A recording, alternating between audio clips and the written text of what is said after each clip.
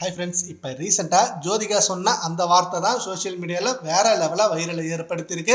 என்ன நடந்தாலும் சரி, என் பொண்ணை சினிமாவில் நடிக்க விடவே மாட்டேன் அப்படின்னு சொல்லியிருக்காங்க.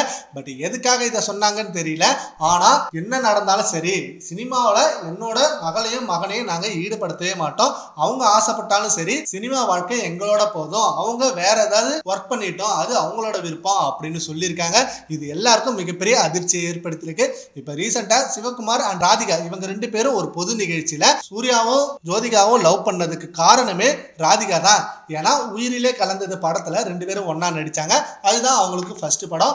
அப்போ ஜோதிகா தனியா இருக்கப்பெல்லாம் சூர்யா கிட்ட போய் நீ போய் ஜோதிகா கிட்ட பேசு அப்படின்னு இவங்க தான் உசுப்பேத்தி விட்டாங்க. அப்பதான் அவங்க ரெண்டு பேருக்குள்ள காதல் வந்திருக்கு. 150 படத்துக்கு மேல காதல் பண்ணியிருக்கேன். ஸோ அந்த படத்துல எல்லாம் பண்ணிட்டு என் பையனுக்கே நான் ஓகே சொல்லணும்னா என்னதான் நிறைய பேர் திட்டுவாங்க.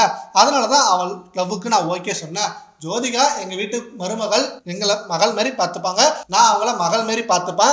எவ்வளோ ஒரு அடக்கமான மருமகள், நாங்கள் ரொம்ப கொடுத்து வச்சவங்க அப்படின்னு சொல்லி ஜோதிகாவை பத்தி செம்மையா பேசியிருந்தாரு. அண்ட் ஆல்சோ ரீசெண்ட் டைம்ஸ்ல கங்குவா படம் வந்தப்ப கங்குவா படத்தை நிறைய பேர் விமர்சன ரீதியா தாக்குனாங்க.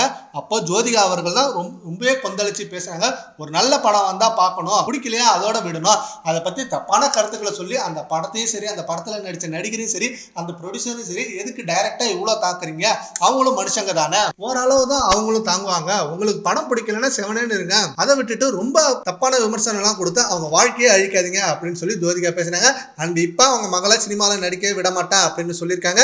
இதை பத்தி உங்க ஒப்பீனியனை நம்ம கமெண்ட் பாக்ஸ்ல கமெண்ட் பண்ணுங்க. Thank you friends.